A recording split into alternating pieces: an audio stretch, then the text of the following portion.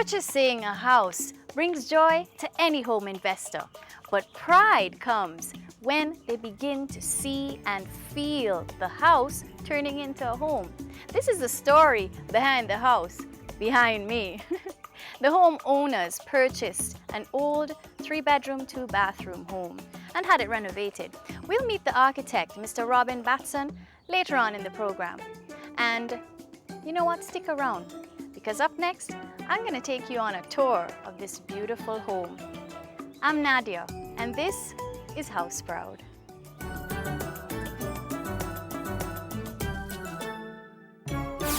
Welcome back. Without further ado, let's go inside.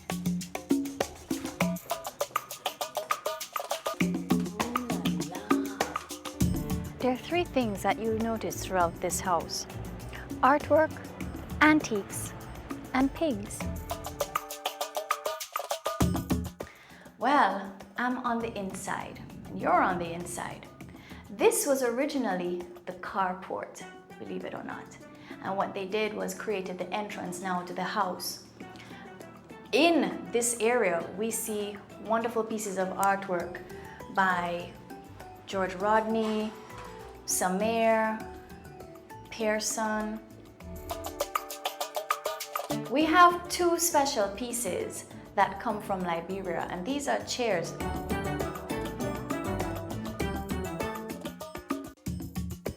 So we're on our way now to, boy, they use this room for so many different purposes. Music, entertainment, meetings, and it's also a guest room. It originally was the entrance that led to the veranda. Here we have several elements that make this room very cozy. One, we have a coffee table, which they really had a hard time finding coffee tables that they like. It's an antique that was refurbished and they used metal here with a pattern design in it. The warm terracotta color just adds that extra warmth into the room.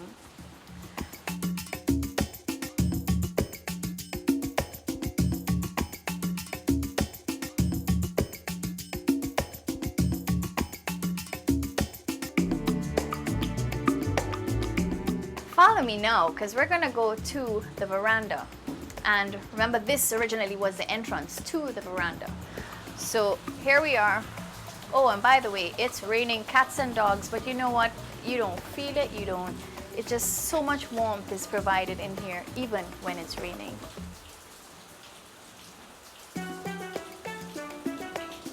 We have different pieces of furniture. The homeowner describes his taste as eclectic because there are different pieces that really don't match, but placement is key. Where he's put them is really the key. They've created different seating areas in the veranda. So little cozy corners, you know, for 2, for 4, for 5, how many ever. We have a nice bamboo set, locally done. And now from the veranda, it leads into a little lounge area, again for guests or for themselves. Coffee tables, as I mentioned, was one of the really important things to the family, and it was hard for them to kind of get coffee tables that would meet their needs and also represent their taste.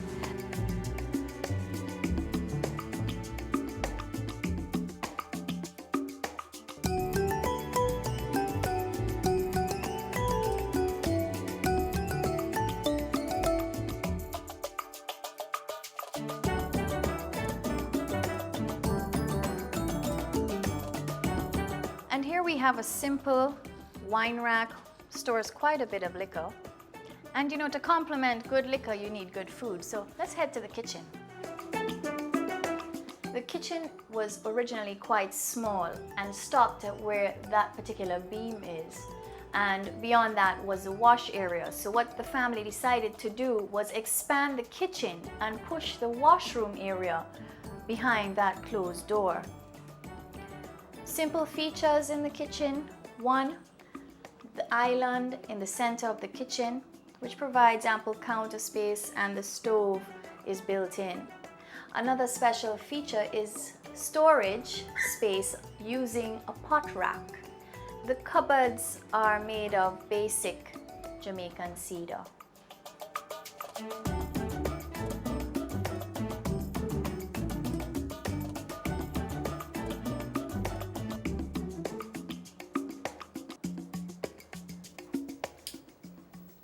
From the kitchen, we enter into the family room or the entertainment center.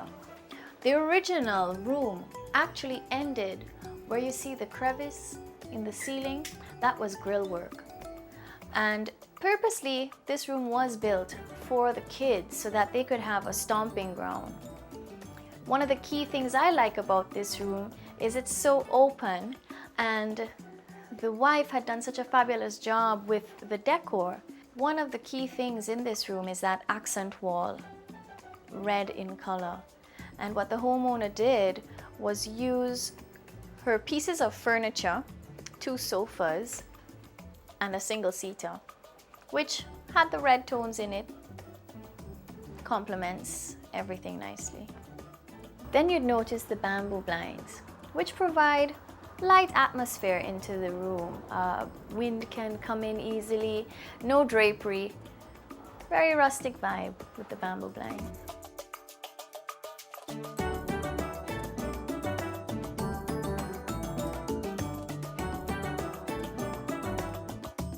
Follow me now to the courtyard. This courtyard was originally the lawn, but they needed space for the kids to roam, to feel secure, for entertainment purposes, not only for the kids, but for the adults as well.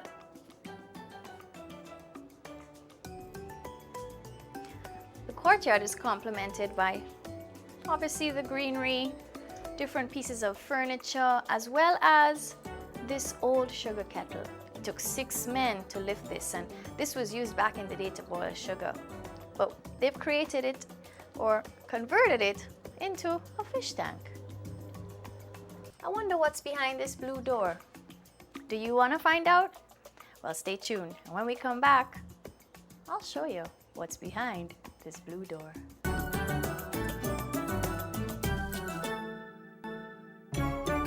Well, I want to see what's behind this blue door. And I know you do too. But we're going to take it from another angle. So come with me.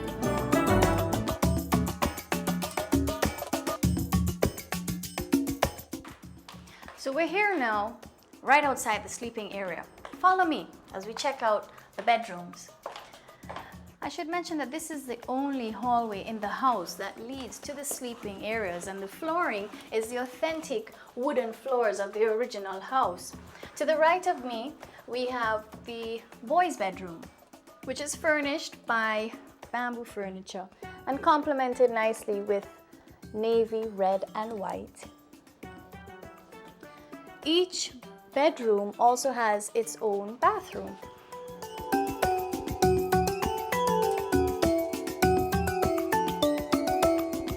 And across the hall from the boys' bedroom is the girls' bedroom.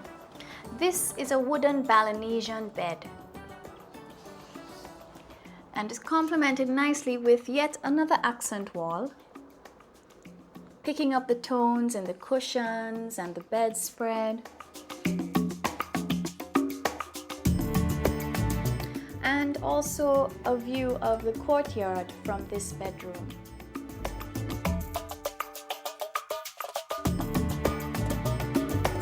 And once again, each bedroom is equipped with its own bath.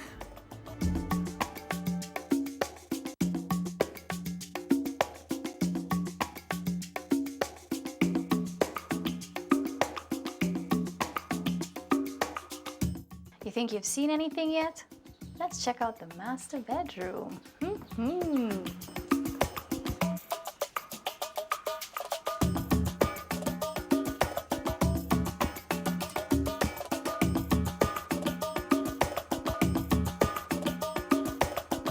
Furnished with several antiques that have been handed down from generation to generation. Beautiful pastel yellow on the walls, highlighted with burgundy tones.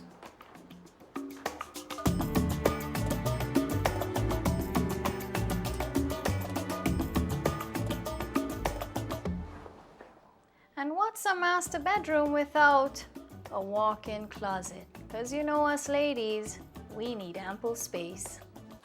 Come on. Big enough to house both mommy's and daddy's clothing. And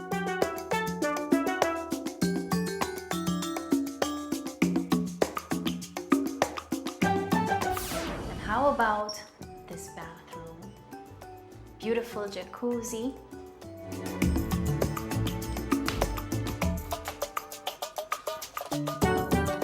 And I can decide which shower I want to use, number 1 or number 2.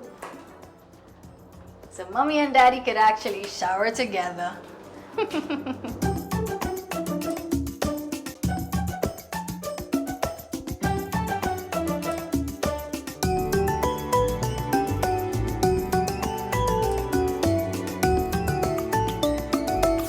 remember that blue door I mentioned?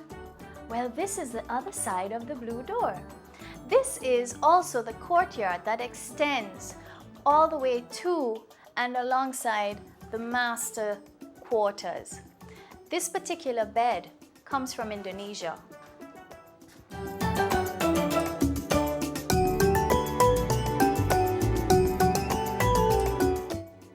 It creates a nice romantic atmosphere, especially in the evenings.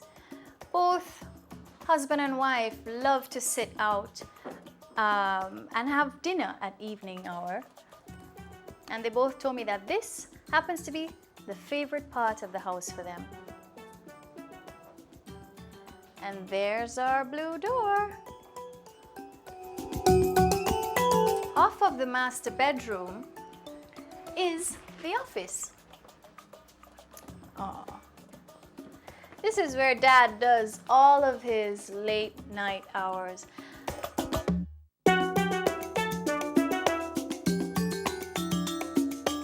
And off of the office leads right into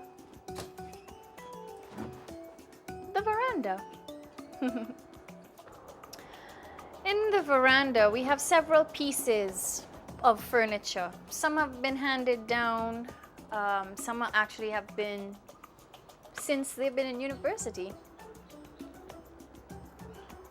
One of the things I like about this veranda is the fact that you have different seating areas at different points throughout. So there's a continuity of seating. So any amount of people can be in here at one point in time. This particular table is a mosaic that was done by friends and family, and bit by bit they just put each tile in there. Nice sun in the middle of it. Stay tuned, because when we come back, we'll meet the architect, Mr. Robin Baston, responsible for this wonderful design.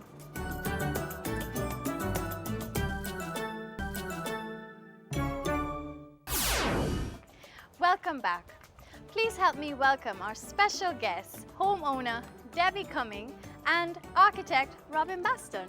Hi, Debbie. Hi, Nadia. How are you? Good, and you? Very well. Robin, thanks. welcome. Hi, Thanks Nadia. for coming to House Proud. Debbie, tell me, what were some of the needs that prompted you to renovate? Well, we didn't really have a choice. When we bought this house, it was a very old house that needed complete renovation. So I had to actually convince my husband that it had potential, and the location was great, and it was something that we could do something with.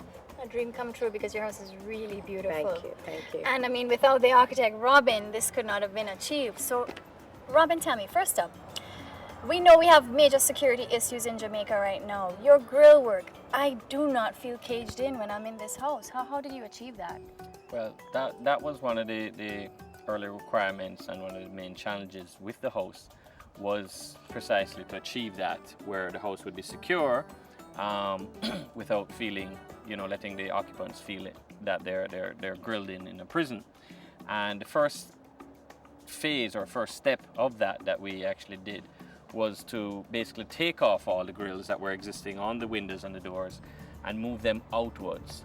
So we created around the existing house an envelope and then grilled that instead. So all the interior spaces, the living rooms, the bedrooms, everything can then open up onto these outer spaces, which those were grilled. And the same thing applies for like even the windows where we didn't have an outer space, we then created grill boxes so that the casement windows could open all the way out. So that's how we achieved that. Robin, all the woodwork, let's say the windows, you know, they're all wooden but white, and the grill work is a darker color. Was there a reason for that? Well, the main thing is it's really a trick of light and using light and the way that the human brain works, in that we can see things that are brighter more easily. That's how the human eye works.